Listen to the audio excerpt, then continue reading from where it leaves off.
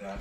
The very thing that drew that killer to us is the very thing that helps us set the example for the rest of this country. We don't see our differences as disqualifying or dangerous. We see them as foundational to our success, to our strength, and to our security, and to our safety. Yesterday, I was visiting with one of those victims. He's the head coach of the Fusion. This is a girls' soccer team of 10 and 11-year-old girls. His name is Luis. He was shot in the legs multiple times. He was shot in the side multiple times. He's still healing from his wounds in the hospital, but from his hospital bed, he's still trying to coach the Fusion girls soccer team. Memo, his co-coach, is still fighting for his life right now at Del Sol Hospital.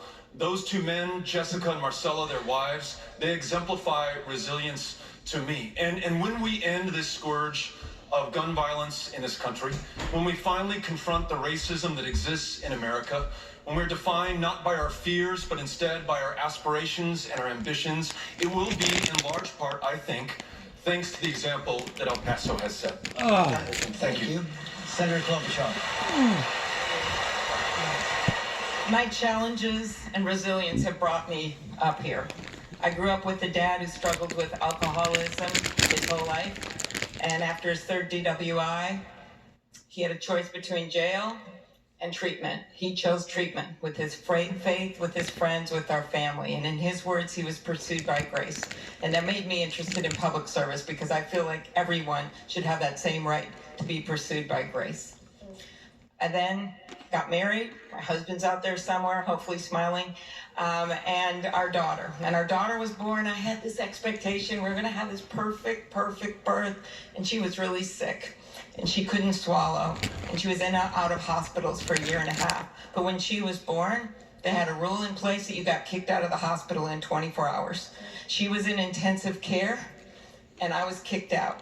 And I thought this could never happen to any other mom again. So I went to the legislature, our state legislator, not an elected official, a mom, and I advocated for one of the first laws in the country guaranteeing new moms and their babies a 48-hour hospital stay. And when they tried to delay the implementation of that law, I brought 6 pregnant friends to the conference committee, so they outnumbered the lobbyists 2-1. And when they said, when should it take place, they all raised their hand and said, now. That is what motivated me to go into public service. And when I got to that gridlock of Washington, D.C., I got to work and pass over 100 bills. And I know a lot of my friends here from the left, but remember, I am from the middle of the country. And I believe if we're going to get things done, that we have to have someone leading the ticket with grit. Someone's going to not just change the policies, but change the tone in the country, and someone who believes in America and believes it from their heart because of where they came from, that everyone should have that same opportunity. Senator, thank you. Secretary Castro. And thank you, George, to Jorge, to Lindsay, and to David, and to all of y'all for tuning in tonight. In many ways, I shouldn't be here on this stage. Castro is my mother's name and was my grandmother's name before her. I grew up in a single-parent household on the west side of San Antonio, going to the public schools. Eventually, my brother Joaquin and I became the first in our family to become professionals.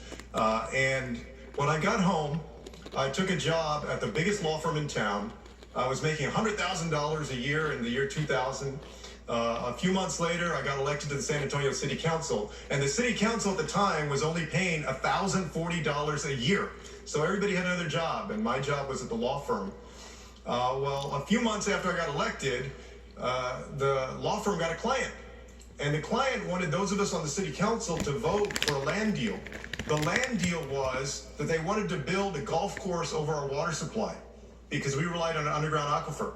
I didn't think the Environmental Protection Plan was strong enough, so I wanted to vote against it, and my constituents wanted me to vote against it. But under the ethics rules for lawyers in Texas, because believe it or not, lawyers have ethics rules, you can't just go against the interests of a client, so I was stuck. On the one hand, I wanted to do the right thing. On the other hand, my livelihood, my student loans, my new house payment, my car payment depended on me shutting up, being conflicted out. So one day I walked into my law firm and I quit my job. And then I went and I voted against that land deal on the City Council. And, It was the first test that I had, and I think back to that because oftentimes we think of politics and you think of politics as dirty or corrupting. I wondered before I went in it whether it would change who I was. And I was proud that when that first test came, that I stood up for the people that I was there to represent and not for big special interests. There's nobody that gets tested more in a position of public trust than the President of the United States. This president has failed that test. But I want you to know that if you elect me president, I won't. I won't serve anybody except you and your family. And together, we can create an America that's better than ever. Thank you very much. Castro, thank you to all of our candidates. It was a great debate. I think we learned a lot tonight. Thanks to you. Thanks to Texas Southern University for hosting us tonight. It was a great crowd. Thank you. As well. Thanks to you. Thanks to everyone at home. The debate is over. Our coverage continues with Tom Llamas.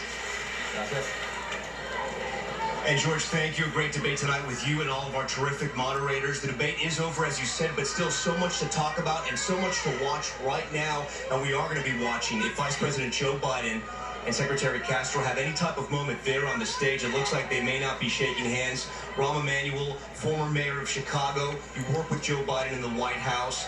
That moment where Secretary Castro went after Vice President Biden upset you. You say your phone started to blow up, people started to text you.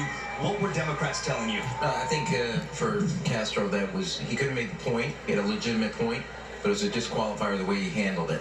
Second, I would say is each of these candidates had strong moments, some with humor, some with arguments, some with the passion, energy they brought. But I thought for Castro, and his close was very good, but that was a disqualifier the way he handled it. And it'll come across as mean and vindictive, and that's not who he is. But I think each of these candidates actually advanced.